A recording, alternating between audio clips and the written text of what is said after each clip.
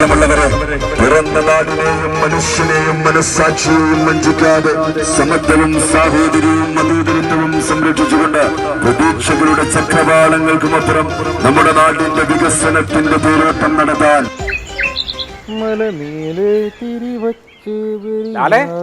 എന്താണ് പാട്ടൊക്കെ? എന്റെ പെണ്ണേട്ട, ഞാൻ ഇടുക്കിനെ കുറിച്ച് ആലോചിച്ചോണ്ടിരിക്കുകയായിരുന്നു. ഇടുക്കി ഒരു മിടുക്കി എന്നാണല്ലോ. പറഞ്ഞു വരുമ്പോൾ ഞങ്ങളുടെ പാർലമെന്റ് മണ്ഡല ഒരു വലിയ ജില്ലയും പിന്നെ രണ്ട് കുഞ്ഞ് നിയമസഭാ മണ്ഡലങ്ങളും കൂടെ. അവിടുത്തെ എംപിയുടെ കാര്യം എന്ത് കഷ്ടമാണെന്നറിയോ? അതന്നെ, ഒരു ദിവസം രാവിലെ എഴുന്നേറ്റ് യാത്ര തുടങ്ങി കഴിഞ്ഞാൽ മണ്ഡലത്തിന്റെ ഒരറ്റത്ത് നിന്ന് മറ്റേ അറ്റത്ത് എത്താൻ പറ്റുമോ ഇടുക്കിയിൽ? അയ്യോ, പണ്ട് എന്നോട് ആരോ പറയണ്ട, ആലപ്പുഴ ജില്ലയേക്കാൾ വലുതാണ് ഉടുമ്പൻചോല മണ്ഡലം. അത്രയും വലിയ മണ്ഡലമാണ്. എന്ന് മാത്രമല്ല, ഇടുക്കിയിലെ 5 നിയമസഭാ സെഗ്മെന്റുകൾ കൂടാതെ എറണാകുളം ജില്ലയിലെ കോതമംഗലം, മൂവാറ്റുപുഴ, കോതമംഗലം തന്നെ വലിയൊരു കോൺസ്റ്റിറ്റ്യുവൻസിയാണ് ഏരിയ വെച്ചിട്ട്. 2 നിയമസഭാ നിയോജക മണ്ഡലങ്ങളോട് ചേർന്ന വലിയൊരു പാർലമെന്റ് മണ്ഡലമാണ് ഇടുക്കി. പക്ഷേ ഒരു കാര്യമുണ്ട് ചേട്ടാ, ഈ പറഞ്ഞ കാര്യങ്ങളൊക്കെ ആണെങ്കിലും ഉണ്ടല്ലോ, അപ്പോഴത്തെ സാഹചര്യത്തിനല്ലാണ്ട് പ്രത്യേകിച്ച് ഒരു രാഷ്ട്രീയ പാർട്ടിയോടും ചായ്വ് കാണിക്കുന്നതായിട്ട് പാർലമെന്റ് ഇലക്ഷൻ സമയത്ത് ഇടുക്കിക്കാണ് സ്വഭാവം ഉണ്ടെന്ന് എനിക്ക് തോന്നിയിട്ടില്ല. അത് ശരിയാണ്. സ്ഥായിയായ ഒരു രാഷ്ട്രീയ സ്വഭാവം നമുക്ക് ഇടുക്കിയിൽ കാണാൻ കഴിയില്ല. പക്ഷെ അതാത് കാലത്തെ രാഷ്ട്രീയം പ്രതിഫലിക്കും. ഇപ്പോൾ കഴിഞ്ഞ തവണ 1.25 ലക്ഷത്തിനടുത്ത് ഭൂരിപക്ഷത്തിനാണ് സിറ്റിംഗ് എം പി ആയിട്ടുള്ള ജോയ്സ് ജോർജ് അവിടെ പരാജയപ്പെടുന്നത് ഡീനിനോട്. അപ്പോൾ അതിന് തൊട്ട് മുമ്പ് 5 കൊല്ലം മുമ്പ് എന്താ അവസ്ഥ നോക്കൂ. അന്നത്തെ സിറ്റിംഗ് എം പി ആയിരുന്ന PT തോമസ് പരാജയപ്പെടുകയാണ് ജോയ്സിനോട്. അത് ഈ ഹൈറേഞ്ച് സംരക്ഷണ സമിതിയുടെ സമരമൊക്കെ ഗാഡ്ഗിൽ കസ്തൂരി രംഗൻ റിപ്പോർട്ടുമായി ബന്ധപ്പെട്ട് കത്ത് നിൽക്കുമ്പോൾ അതവിടെ പ്രതിഫലിച്ചു. അങ്ങനെ ഇപ്പോൾ PT തോമസ് ജയിക്കുന്നു, ജോയ്സ് ജയിക്കുന്നു, പിന്നെ അതിനുശേഷം ഡീൻ ജയിക്കുന്നു. കേരള കോൺഗ്രസുകൾ മുമ്പ് ജയിച്ചിട്ടുണ്ട്. ഫ്രാൻസിസ് ജോർജ് LDFിൽ നിന്ന് തുടർച്ചയായി ജയിച്ചിട്ടുള്ള മണ്ഡലമാണ് ഇടുക്കി. അങ്ങനെ വ്യത്യസ്ത രാഷ്ട്രീയ സ്വഭാവങ്ങൾ എല്ലാ കാലത്തും കാണിച്ചിട്ടുണ്ട്. അവിടെ ഇടത് നേതാക്കൾ MM ലോറൻസിനെ പോലെയുള്ള നേതാക്കൾ ജയിച്ചിട്ടുണ്ട്. കോൺഗ്രസിന്റെ PC ചാക്കോ, AC ജോസ് പോലെയുള്ള നേതാക്കൾ ജയിച്ചിട്ടുണ്ട്. അങ്ങനെ ഇടുക്കിയെ സംബന്ധിച്ച് ഇടുക്കി അതാത് കാലത്തിന്റെ രാഷ്ട്രീയം പ്രതിഫലിപ്പിക്കുന്നുണ്ടെന്നാണ് എനിക്ക് തോന്നുന്നത്. പക്ഷേ ഒരു കാര്യം ചെയ്യട്ടെ, ഈ പാർലമെന്റ് മണ്ഡലത്തിന്റെ പുനർനിർണയത്തിനൊക്കെ ശേഷം, അതായത് മൂവാറ്റുപുഴ പൊളിച്ചിട്ട് മണ്ഡലം ഉണ്ടാക്കിയല്ലോ, അതിനുശേഷം ഈ ഹൈറേഞ്ച് സംരക്ഷണ സമിതി പഴയ കസ്തൂരംഗൻ സമയത്ത് വലിയൊരു ഇമ്പാക്ട് ഉണ്ടാക്കിയിരുന്നു. പക്ഷെ കഴിഞ്ഞ പാർലമെന്റ് സമയത്ത് ഈ ഹൈറേഞ്ച് സംരക്ഷണ സമിതി ഒരു പേപ്പറിൽ ഒതുങ്ങിയ പോലത്തെ ഒരു അവസ്ഥയായിരുന്നു. മാത്രമല്ല, രാഹുൽ ഗാന്ധിയുടെ ഒരു ഇമ്പാക്റ്റ് ഒക്കെ ഉണ്ടായിരുന്നു. അല്ല, കഴിഞ്ഞ തവണത്തെ സ്ഥിതി എന്ന് പറയുന്നത് വളരെ വ്യത്യസ്തമായ ഒരു സാഹചര്യമായിരുന്നു. കേരളം മുഴുവൻ ഒരു തരംഗം ഉണ്ടായിരുന്നു. എന്നാൽ അതിന് മുമ്പുള്ളത് കുറെ കൂടി വ്യത്യസ്തമാണ്. കാരണം ഓരോ മണ്ഡലത്തിലും അതിൻ്റെതായ പ്രശ്നങ്ങളും മറ്റുമൊക്കെ ചർച്ച ചെയ്ത ഇലക്ഷനായിരുന്നു 2014. 2019 ഒരു തരംഗ ഇലക്ഷനാണ്, ഒരു വേവ് ഇലക്ഷൻ എന്നൊക്കെ പറയാവുന്ന ഒരു ഇലക്ഷനാണ് നടന്നത്. 2014 അല്ലെങ്കിൽ മുമ്പുള്ള ഒരു ഇലക്ഷനുമായിട്ടോ നമുക്ക് താരതമ്യം ചെയ്യാൻ കഴിയില്ല. ഇപ്പോൾ ഇവിടെ ഞാൻ സൂചിപ്പിച്ചതുപോലെ ഡീലിമിറ്റേഷൻ കഴിഞ്ഞ് പുതിയ ഇപ്പോഴത്തെ അതിർത്തിയോട് കൂടിയിട്ടുള്ള മണ്ഡലം നിലവിൽ വന്നത് 2009 2009, 2014, 2019 3 തെരഞ്ഞെടുപ്പാണ് നടന്നത്. ഒരു തവണ LDFും 2 തവണ UDFും.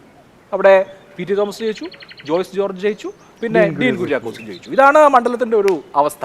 കഴിഞ്ഞ തവണത്തെ പോലത്തെ ഒരു ഈസി വാക്ക് ഓവർ ആവുമോ ഡീൻ ഇത്തവണ? ഇടുക്കിയുടെ ഒരു രാഷ്ട്രീയ സ്വഭാവം ഇപ്പോൾ നോക്കൂ. നിയമസഭാ തെരഞ്ഞെടുപ്പ് വന്നപ്പോൾ ഈ മണ്ഡലത്തിലെ തന്നെ തൊടുപുഴയും മൂവാറ്റുപുഴയും ഒഴിച്ചു നിർത്തിക്കഴിഞ്ഞാൽ ബാക്കി എല്ലാ LDFിന്റെ സീറ്റുകളാണ്. കേരള കോൺഗ്രസിന്റെ മുന്നണി മാറ്റം ഒരു പ്രധാനപ്പെട്ട ഘടകമായി. റോഷിയുടെ മണ്ഡലമായിട്ടുള്ള ഇടുക്കി ഫോർ എക്സാമ്പിൾ, ഞാനൊരു ഉദാഹരണം പറഞ്ഞു എന്നുള്ളതേ ഉള്ളൂ. അതുപോലെ തന്നെ CPMന് നല്ല പേരുകളുടെ സെഗ്മെന്റുകൾ അവിടെയുണ്ട്. അവിടെ ഇപ്പോൾ ഉടുമ്പൻചോല, പീരുമേട് പോലെയുള്ള മണ്ഡലങ്ങളിലും അവിടെ തോട്ടം തൊഴിലാളികൾക്കും അതുപോലെ തന്നെ തൊഴിലാളികൾക്കും ഒക്കെ റോളുള്ള മണ്ഡലമാണ്. അപ്പോൾ ഇത് നമുക്ക് UDFന് ഈസി വാക്ക് ഓവർ എന്നൊന്നും പറയാൻ പറ്റുന്ന മണ്ഡലമൊന്നും അല്ല. ഒരു ഫൈറ്റിംഗ് ചാൻസ് അവിടെ ഉണ്ട്. അഭിലാഷേട്ടാ, പക്ഷേ കഴിഞ്ഞ തവണത്തെ പോലെ ഡീൻ ഒരു ഈസി വാക്ക് ഓവർ ആവും ഇതും തോന്നുന്നില്ല. ചിലപ്പോൾ ഒരു മധുരപ്രതികാരത്തിന്റെ മണമൊക്കെ ഉണ്ടാവും. അല്ല, ജോയ്സ് തന്നെ ആയിരിക്കും വീണ്ടും സ്ഥാനാർത്ഥി എന്നാണ് ഞാൻ മനസ്സിലാക്കുന്നത്. ജോയ്സ് ജോർജിനെ പൊതു സ്വതന്ത്രൻ എന്നുള്ള നിലയിൽ, ഇടതുപക്ഷ സ്വതന്ത്രൻ എന്നുള്ള നിലയിൽ ഇടതുമുന്നണി രംഗത്തിറക്കിയേക്കാം. അല്ലെങ്കിൽ അവർക്കൊരു CPM സ്ഥാനാർത്ഥിയെ തന്നെ ജില്ലാ സെക്രട്ടറി CV വർഗീസ് അടക്കമുള്ള ആളുകൾക്ക് മത്സരിക്കുന്നതിന് തടസ്സമൊന്നുമില്ല. പക്ഷേ മണ്ഡലത്തിൻ്റെ ഒരു കാലാവസ്ഥ പരിഗണിച്ച് ജോയ്സിനെ പോലത്തെ ഒരു സ്ഥാനാർത്ഥിയിലേക്ക് എത്താനാണ് സാധ്യത. കേരള കോൺഗ്രസിൻ്റെ മുന്നണി മാറ്റം കൂടി വളരെ പ്രസക്തമായ ഒരു കാര്യമാണ്. ലാലത് മറന്നുപോകരുത്.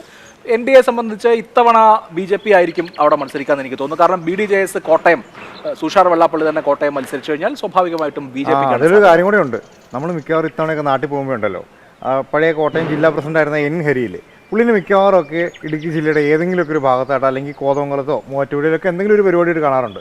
പുള്ളിക്ക് ആ സീറ്റിലൊരു കണ്ണുണ്ടെന്ന് തോന്നുന്നു, അല്ലെങ്കിൽ പുള്ളീനെ മത്സരിപ്പിക്കാൻ താല്പര്യം. ഇപ്പം കഴിഞ്ഞ തവണ 1 ലക്ഷം വോട്ടിലേക്ക് BJP അല്ലെങ്കിൽ NDA മുന്നണി എത്താതിരുന്ന മണ്ഡലങ്ങളിലൊന്നാണ് ഇടുക്കി. അപ്പോൾ BJPയെ സംബന്ധിച്ച് അല്ലെങ്കിൽ NDA സംബന്ധിച്ചൊരു 1 lakh വോട്ട് എന്നുള്ളൊരു ടാർഗറ്റ് വെക്കാൻ കഴിയുന്ന മണ്ഡലമാണ്. BJPയെ സംബന്ധിച്ച് BJPയുടെ A ക്ലാസ് മണ്ഡലമോ അല്ലെങ്കിൽ BJPക്ക് എന്തെങ്കിലും കാര്യമായി ചെയ്യാൻ കഴിയുമെന്ന പ്രതീക്ഷയുള്ള മണ്ഡലമോ അല്ല ഇടുക്കി. മത്സരം കൃത്യമായും UDF വേഴ്സസ് LDF എന്നുള്ളത് തന്നെയാണ്. BJPയുടെ വോട്ട് ഷെയർ വളരെ താഴെയാണ് അവിടെ. പിന്നെ നമ്മൾ കാണേണ്ട ഒരു കാര്യം, ഈഴവ വോട്ട് ബാങ്ക് വളരെ ശക്തമായിട്ടുള്ള ഒരു പാർലമെന്റ് കോൺസ്റ്റിറ്റ്യുവൻസിയാണ് ഇടുക്കി എന്നുള്ളത് കാണണം. അങ്ങനെ പക്ഷേ അതിനകത്തൊരു സോഷ്യൽ എഞ്ചിനീയറിംഗ് നടത്താനുള്ള സാധ്യത ഇപ്പോൾ BJP ഉണ്ടെന്ന് ഞാൻ വിചാരിക്കുന്നില്ല. LDF വേഴ്സസ് UDF തന്നെ ആയിരിക്കും മത്സരം. അതിൽ കഴിഞ്ഞ തവണത്തെ ഞാൻ പറഞ്ഞില്ല, കഴിഞ്ഞ തവണ 20% എന്താ പറയുക സ്വിങ് എന്ന് പറയുന്നത്, അല്ലെങ്കിൽ 20% ഒരു പക്ഷത്തേക്കുള്ള വലിയ തോതിലുള്ള മേൽക്കൈ എന്ന് പറയുന്നത് വലുതാണ്, ഹ്യൂജാണ്. അത്രയും വലിയൊരു വിജയം എന്തായാലും ഡീൻ ഇത്തവണ നേടാൻ സാധ്യത, സാഹചര്യങ്ങളൊക്കെ മാറി മാറിയിട്ടുണ്ട്. അത് സാധ്യതയില്ല. പക്ഷേ സ്റ്റിൽ UDF ആണ് അവിടെ അപ്പർ ഹാൻഡ് ഉള്ള മുന്നണി. UDF-നാണ് അവിടെ ഒരു പോൾ പൊസിഷൻ.